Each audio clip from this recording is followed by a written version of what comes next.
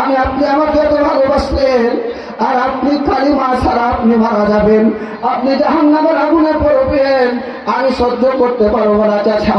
একটিবার বলো লা ইলাহা ইল্লাল্লাহু মুহাম্মাদুর রাসূলুল্লাহ। চাচা একটিবার বলুন, একবার বলুন, কালিমা পড়ুন।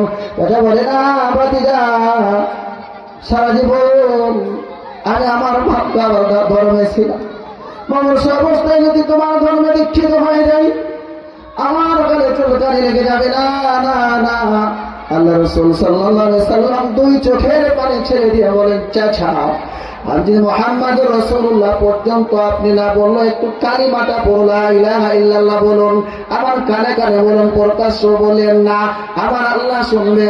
অল্প আসতে বললো শুনবে, ধীরে বললো শুনবে, জোরে বললো শুনবে, একবার বলুন। তারপরও আল্লাহ রাসূল বলেন, আল্লাহ রাসূল সারা শরীর হাত বুলায় আর বলতেছে, চাচা একবার কালিমাটা পড়ুন। কালিমা পড়লো না, আল্লাহ রাসূল সাল্লাল্লাহু আলাইহি সাল্লামের চাচার শরীরে আল্লাহ রাসূলের হাবিবের যেখানে হাত লেগেছে সেখানে আল্লাহ তাআলা জাহান্নামের আগুন ঠেকাই নাই। বলেন সুবহানাল্লাহ। চাচাকে শাস্তি দিয়েছে, তাকে জাহান্নামের আগুনের এক জোড়া জুতা পরানো হয়েছে। এই আগুনের তাপে মাথার মগজগুলো বাতের মতো টকবক টকবক করে পড়তেছে। এই শাস্তি তার কিয়ামত পর্যন্ত হবে, সারা জীবন হবে। শুধু তাই নয় মুসলমান ভাইরা আমার, যে আল্লাহ বলতে যে কথা বলতেছিলাম, আল্লাহ রাসূলকে মহব্বত করতো কিন্তু অনুসরণ করতো না।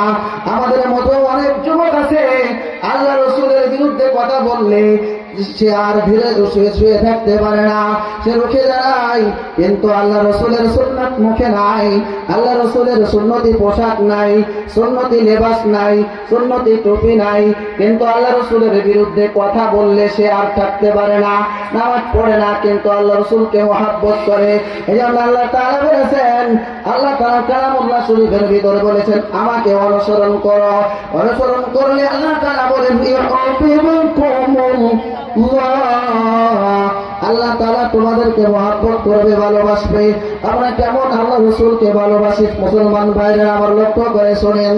সাহাবায়ে কেরাম কিভাবে মহব্বত করতেন, সাহাবায়ে কেরাম এত সুন্দর করে মহব্বত করতেন, একটা ইতিহাস বললে আপনারা বুঝতে পারবেন। মসজিদে নববীর পাশে একজন বিধবা মহিলা শুয়ে আছেন, ছোট্ট একটা কলিজার টুকরাকে নিয়ে শুয়ে আছেন। হঠাৎ করে বেলাল রাদিয়াল্লাহু তাআলা আনহু গভীর রাত্রে হযরত বেলাল রাদিয়াল্লাহু তাআলা আনহু আওয়াজ দিলেন, হাইয়া আলাল জিহাদ। বেলাল রাদিয়াল্লাহু তাআলা আনহু এর আওয়াজ শুনে আল্লাহর রাসূল আল্লাহর বান্দী দুই চোখের পানি ছেড়ে দিয়ে কান্না করতে করতে বালিশ থেকে বিদায় দিলেন। ছোট্ট টুকরা পরিবার টুকরা কেঁদে কেঁদে বলেন, মা মারে মা। বেলাল রাদিয়াল্লাহু তাআলা আনহু তো আযান দিলে আপনি মুসাল্লাটা নিয়ে ওযু করে নামাজে দাঁড়ায় যাবেন। ও মা, আজকে কেন আপনি কান্না করছেন, কারণটা কি বলেন মা? আল্লাহর বান্দীটা যে বলেন, বাবা তুমি বুঝবা না, এতদিন তো বেলাল রাদিয়াল্লাহু তাআলা আনহু বলেছেন, হাইয়া আলাস সালাহ, নামাজের দিকে আসো, হাইয়া আলাল ফালাহ, নামাজের দিকে আসো। আজকে বেলাল রাদিয়াল্লাহু তাআলা আনহুর আওয়াজটা একটু ভিন্ন। কি আওয়াজ দিছে বাবা শোনো। হযরত বেলাল রাদিয়াল্লাহু তাআলা আনহু আওয়াজ দিতেছে, বাবা বলতেছে, হাইয়া আলাল জিহাদ।